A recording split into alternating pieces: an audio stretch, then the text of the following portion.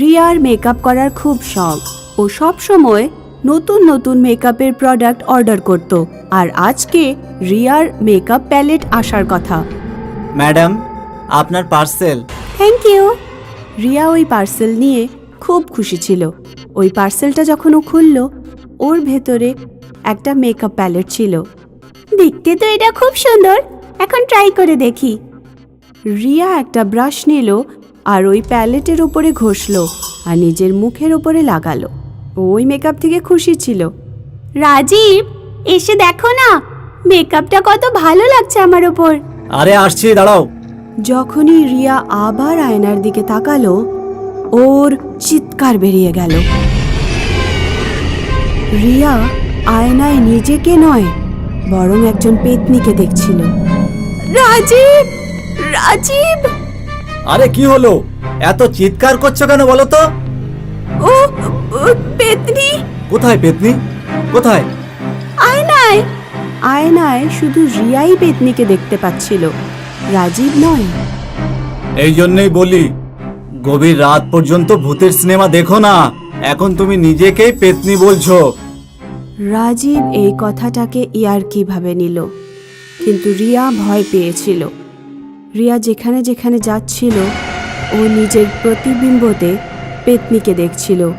রাত্রে রিয়া রাজীবকে ধরে ঘুমোচ্ছিল, কিন্তু হঠাৎ করে রিয়ার চোখ খুলল আর ও দেখল যে ওর বেডের পাশে একজন পেতনি বসে আছে। আবার কি হলো, কি হলো? রিয়া রাজীবকে আরো জোরে ধরল। ওই পেতনি এখানেই আছে। এখানে কেউ নেই সোনা, দেখো।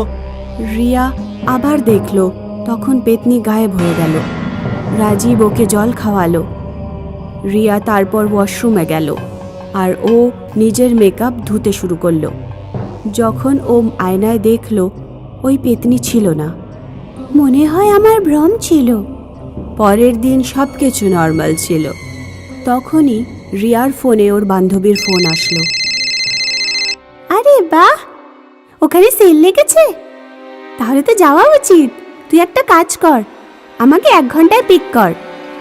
আর তারপর রিয়া নিজের মেকআপ করা শুরু করলো। যেভাবেই ও নিজের মেকআপ ব্রাশ নিচে রাখলো আর আয়নায় দেখলো, আবার ও চিৎকার শুরু করলো। একবার আবার ও আয়নায় পেতনিকে দেখতে পেল। ও ভয় পেয়ে গেল। ও তাড়াহুড়োয় রাজীবকে ফোন লাগায়। রাজীব, ওই পেতনি, তাড়াতাড়ি বাড়ি ফেরো, তাড়াতাড়ি। কিছুক্ষণের মধ্যে রাজীব বাড়ি ফেরে। রিয়া এখনো কেঁদে যাচ্ছিল। আর কেঁদো না, দেখো কিচ্ছু হয়নি। এই সব কিছু তোমার মন গড়া ভাবনা।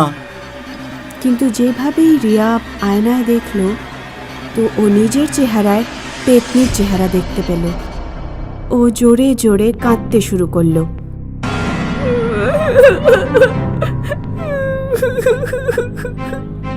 তোমার একটু বিশ্রামের দরকার রিয়া। তুমি যাও, বিশ্রাম করো, তারপর সব ঠিক হয়ে যাবে। রিয়াকে বেডে শুইয়ে রাজীব ওখানেই বসে থাকলো। কে জানে রিয়ার আবার কি হলো। রিয়া ঘুমিয়ে পড়েছিল, কিন্তু যেভাবেই রাজীব রিয়ার মাথায় হাত রাখলো, ও খুব ভয় পেয়ে গেল। তোমার তো জ্বর এসেছে দেখছি। রাজীব সঙ্গে সঙ্গে নিজের ফ্যামিলি ডাক্তারকে ফোন লাগালো। ডাক্তার আসলেন আর ডাক্তার রিয়াকে চেক আপ করলো।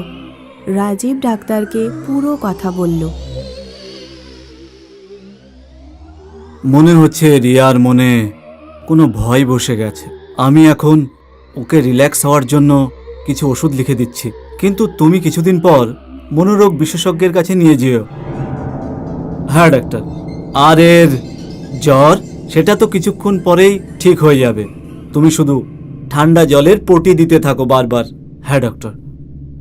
ডাক্তার চলে গেলেন আর রাজীব রিয়ার মাথায় ঠান্ডা জলের পট্টি লাগাতে শুরু করলো। ট্যান, এই দেখো, তোমার জন্য আমি কি সব বানিয়ে নিয়ে এসেছি।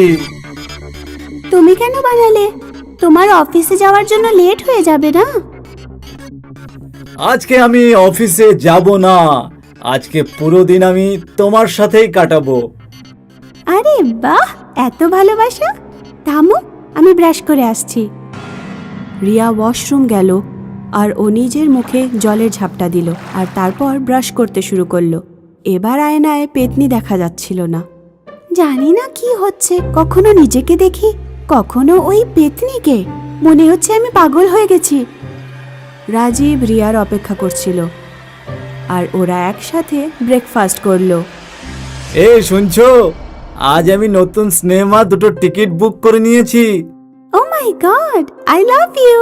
কটার শো আছে? তুমি বলো কটার শো দেখবে, সেই হিসাবে আমি টিকিট কেটে নিচ্ছি। কি বলো রিয়া?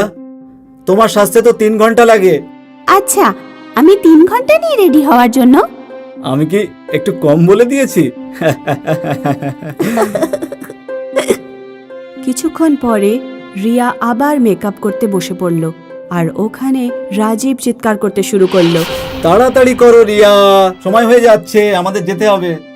রিয়া তাড়াহুড়োয় পুরো মেকআপ করলো আর ওখান থেকে বিনা আয়নায় দেখে বেরিয়ে পড়ল। রাজীব আর রিয়া রাস্তায় হাঁটছিল।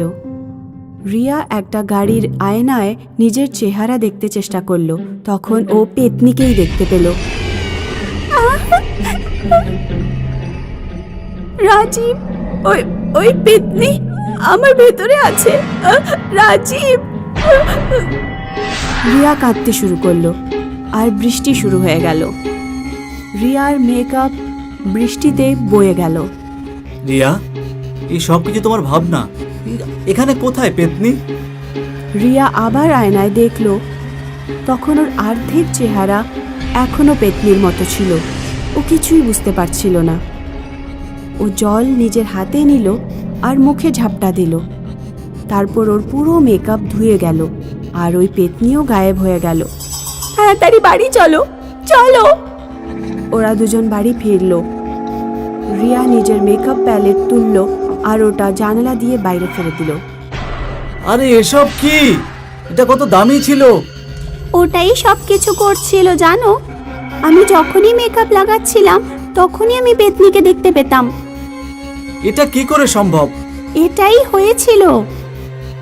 রাজীব রিয়ার কথা বিশ্বাস করল না, কিন্তু রিয়া বুঝতে পেরে গেছিল ওই ভূতিয়া মেকআপের রহস্য। শুটিংয়ের দুনিয়ায় এমন অনেক জিনিস থাকে যা বহু বছর ধরে বাক্সের মধ্যে পড়ে থাকে। সেরকমই একটা ঘটনা হলো এক ভয়ঙ্কর খুনি আয়না, যাতে নয়নতারার ভূত ছিল। নয়নতারা খুব বিখ্যাত নায়িকা ছিলেন। ওর স্বপ্ন ছিল, আমি বেস্ট অ্যাক্ট্রেসের অ্যাওয়ার্ড পাবো। I am sure. হ্যাঁ হ্যাঁ, অবশ্যই পাবে। নয়নতারার কাছে একটা আয়না ছিল, যেটাতে ও নিজের মুখ দেখতে পেত। নয়নতারা নিজের স্বপ্নকে সত্যি করার জন্য মন দিয়ে কঠোর পরিশ্রম করত। ওকে অভিনয় করতে দেখে সবাই অবাক হয়ে যেত আর হাততালি দিত। বাহ, কি দারুণ অভিনয়! দারুণ করলে নয়নতারা। Thank you sir. আচ্ছা, কালকের শুটিং উঁচু পাহাড়ের ওপর। আমার অ্যাসিস্ট্যান্ট তোমাকে সব বুঝিয়ে দেবে। ঠিক আছে স্যার। পরের দিন পাহাড়ের ওপর শুটিং করার জন্য সবাই তৈরি ছিল। নয়নতারা নিজের আয়নাতে মেকআপ ঠিক আছে কিনা দেখল। এই নিন মেকআপ দাদা, আমার আয়নাটা আপনার কাছে রাখুন। Okay madam. আয়না মেকআপ দাদার কাছে দিয়ে নয়নতারা শুট করতে পাহাড়ের একেবারে কিনারায় গেল। এটা একটা সুইসাইডের সিন ছিল। চোখে জল আনার জন্য যে নয়নতারা চোখ বন্ধ করলো, ওর পা কাঁপতে লাগলো আর হঠাৎই নয়নতারা পাহাড় থেকে একেবারে নিচে পড়ে গেল। এই অ্যাক্সিডেন্টে নয়নতারার মৃত্যু হলো আর ওর বেস্ট অ্যাক্ট্রেস হওয়ার স্বপ্ন মাটিতে মিশে গেল। আজ বহু বছর পরে ওই বাক্স, যাতে নয়নতারার আয়না ছিল, ওটা একটা নতুন সেটে আনা হয়েছে। প্রোডাকশনের লোকেরা বাক্সটা খুলল। এই আয়েশা হলো জুনিয়র আর্টিস্ট আর এমন ভাব দেখায় যেন বড় কোনো নায়িকা। এর আবার নিজের একটা আয়নাও চায়। প্রোডাকশনের লোক আয়নার খোঁজ করছিল, তখন সে নয়নতারার আয়নাটা খুঁজে পায় ও সেটা নিয়ে এলো। প্রোডাকশনের ছেলেটা ওই আয়নাটা নিয়ে এসে আয়েশাকে দিল। Thank you. ওই আয়নাতে আয়েশা নিজের মেকআপ করতে লাগলো, কিন্তু তখন রুমের ভেতর ভয়ঙ্কর ঘটনা ঘটতে লাগলো। লাইট নিজে থেকেই একবার বন্ধ আর একবার চালু হচ্ছিল। মনে হচ্ছে লুজ কানেকশন হয়েছে, আর জানলাগুলো জোরে জোরে বন্ধ হচ্ছিল। অন্ধকার ঘরে নয়নতারার ভূত ওই আয়না থেকে বেরিয়ে এলো, আর আয়েশার কিছু বোঝার আগেই নয়নতারা আয়েশার ভেতর ঢুকে পড়ল। এখন আয়েশার শরীরের ভেতর নয়নতারা। নয়নতারা আয়েশাকে সোজা ছাদে নিয়ে গেল। ওখানে চেয়ার নিয়ে বসে পড়ল। আশেপাশের লোকেরা কেমন যেন অদ্ভুত ভাবছিল, কিন্তু কেউ কিছুই বলল না, কারণ আয়েশার স্বভাবটা ছিল খিটখিটে। আর ঠিক তখনই আয়েশা, এবার তোমার সিন। তোমার স্বামীকে 7 দিন ধরে পাওয়া যাচ্ছে না, তোমাকে ওর দুঃখে কাঁদতে হবে। ঠিক আছে, আর একটু ভালোভাবে করবে, ইমোশনাল সিন এটা। আমি বললাম তো করব। ডাইরেক্টরও একটু অবাক হলেন। আয়েশা ক্যামেরার সামনে চলে গেল। Roll, camera, action. ডাইরেক্টরের অ্যাকশন বলা মাত্রই আয়েশা জোরে জোরে কাঁদতে লাগলো। এটা দেখে ডাইরেক্টরও অবাক হয়ে গেলেন। রাঘব, তুমি কোথায়? তাড়াতাড়ি বাড়ি ফিরে এসো, ফিরে এসো। ক্যামেরার ফোকাস আয়েশার উপর ছিল, আর আয়েশা একেবারে রিয়েল অ্যাক্টিং করছিল। Cut. Wow, what a performance! একেবারে রিয়েল ছিল। Thank you sir. ডাইরেক্টরকে থ্যাঙ্কস বলে আয়েশা সোজা নিজের রুমে চলে গেল। এখন থেকে আয়েশা রূপে নয়নতারা অ্যাক্টিং করছিল। এর জন্য আয়েশার খুব নাম হয়ে গেল। খুব শীঘ্রই ও হিরোইনের রোল পেয়ে গেল। নয়নতারা খুব খুশি ছিল। নয়নতারা খুব ভালোভাবে অ্যাক্টিং করছিল, তাও আবার রিয়েল। নিউজ পেপারে ওর খবর আসতে লাগলো। এটা দেখে নয়নতারা খুব খুশি হলো। ও এখনো আয়েশার মধ্যেই ছিল। একদিন এক রিপোর্টার আয়েশাকে জিজ্ঞেস করলো, ম্যাডাম, আমি একটা বিষয় নোটিশ করেছি। আপনার এই অ্যাক্টিং একেবারে গত নায়িকা নয়নতারার মতো। আপনি কি বলতে পারেন এরকম কেন মনে হচ্ছে? এটা শুনে আয়েশার মুখ গম্ভীর হয়ে গেল। আমি তো নয়নতারা। রিপোর্টার কিছু বুঝতে পারল না, আর আয়েশা ওখান থেকে চলে গেল। কয়েক মাস বাদে আয়েশার আরো কিছু সিনেমা রিলিজ হলো। ওর অভিনয়কে অনেকে বাহবা দিতে লাগলো, আরো বেশি কাজ পেতে লাগলো। কিন্তু কেউ জানতো না যে ও আয়েশা নয়, নয়নতারা অভিনয় করছিল। কিন্তু যখন ও একা থাকতো, আয়েশা নয়নতারার কাছে কাঁদতে থাকতো। আমাকে ছেড়ে দাও, প্লিজ আমাকে ছেড়ে দাও। আমি তোমার কি ক্ষতি করেছি?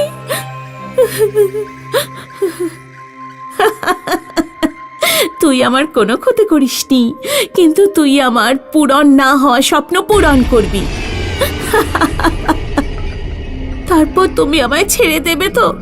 হ্যাঁ, অবশ্যই। আয়েশা নয়নতারার ভূতের ব্যাপারে কাউকে কিচ্ছু বলল না, কারণ নয়নতারার ভূত আয়েশাকে বশ করে রেখেছিল। কিন্তু আয়েশা ডাইরেক্টরের ওর উপর সন্দেহ হতে লাগলো।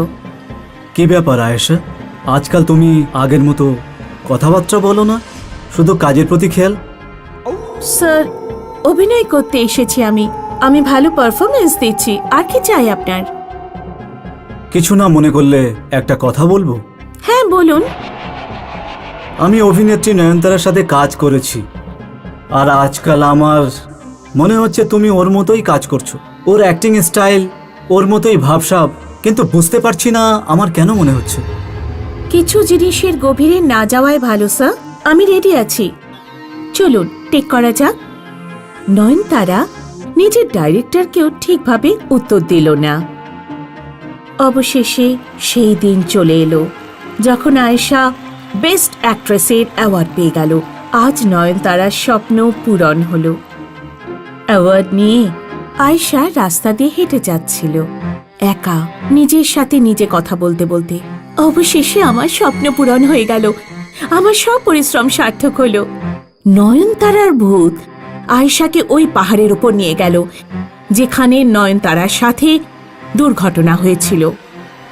তোমার স্বপ্ন পূরণ হয়েছে, এবার আমাকে ছেড়ে দাও প্লিজ।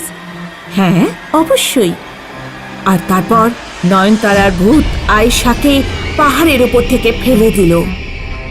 আয়েশাও মারা গেল, আর ওই ভুতুরে আয়নাটাও ভেঙে গেল।